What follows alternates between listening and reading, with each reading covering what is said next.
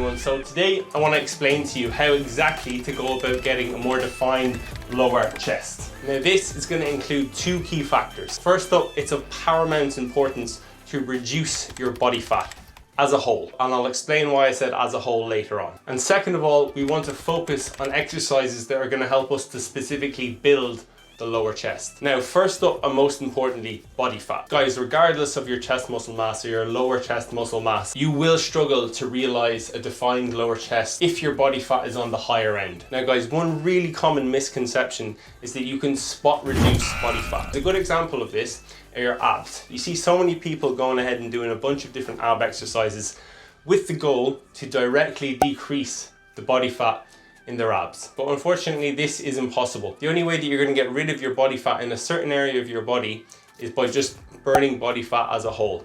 Unfortunately, we cannot choose. It's going to come off where it wants to come off first. Some people have more fat in their sides, some people in their back, some people in the inside of their legs, some people in their glutes. And you're just going to have to slowly decrease your body fat until it comes off of the area that you most desire it to. So with the chest, for example, unfortunately, doing bench press, doing dips, doing cable flies, none of those are going to directly affect the amount of body fat that you lose within your chest. It will, however, help to burn body fat as a whole, because ultimately we're burning calories, we're using energy, which is essentially what leads to the loss of body fat, as long as your calorie intake is less than your calorie expenditure. Or in other words, your calories in against your calories out. Now that is quite a simplistic way of looking at it, but at the end of the day, aiming to decrease your body fat overall is how you're going to achieve a more defined lower chest. Now, while you're getting your body fat under control, if that's something that you need to work on, you must also simultaneously work on your chest, specifically the lower fibers of your chest. In other words, we want to target exercises that are going to bias the lower fibers of our pectoralis major. Now, I'm going to give you 4 key exercises with a couple of different examples within those exercises. But let me first of all quickly talk to you about actually how you're going to target the lower chest. And this concept will actually help you to understand how to target different parts of your body. So to keep it as simple as possible, you can think of your chest as being divided into 3 sections.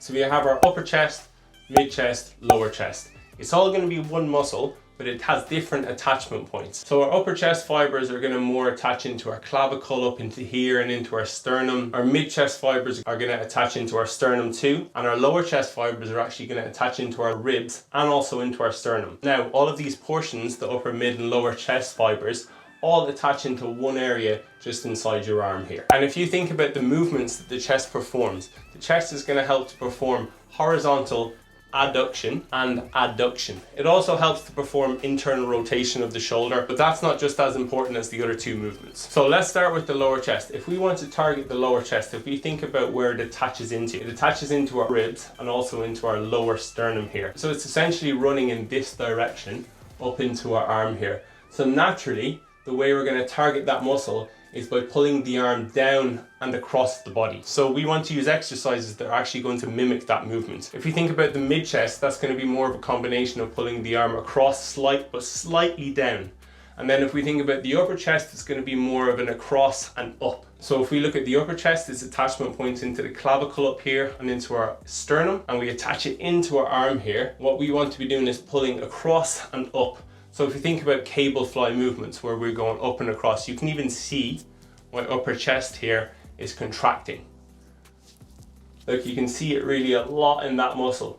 My left arm, this arm is actually slightly more defined than my upper chest. So you can see it a little bit better here. So now that we have an understanding of the anatomy, all the movements that you want to target for your lower chest are going to be pulling across and down. So let's start off with something that you can do at home. And this is going to be an incline push-up. So if we think about the position of your body relative to your hands, you're actually going to be pushing slightly downwards. So this is really going to bias your lower chest fibers. So you can either do this from your feet, you can do them on your knees if you find press-ups quite hard. And if you find both of these options quite easy, what you can do is, as you can see I'm doing here, is I'm pressing and I'm turning in to get a contraction down to my lower chest, and I'm slightly lifting my other hand, the opposite hand, up off of the bench. Now you can completely lift your hand off the bench, or you can slightly unload it and keep your hand down, or you can partially take your weight off of that hand. So you can vary the levels of difficulty. And this last option is really going to be great because you're going to get even more of a contraction, similar to what I'll actually show you later with a single hand cable fly. Now the next exercise I want to show you is going to be the decline press.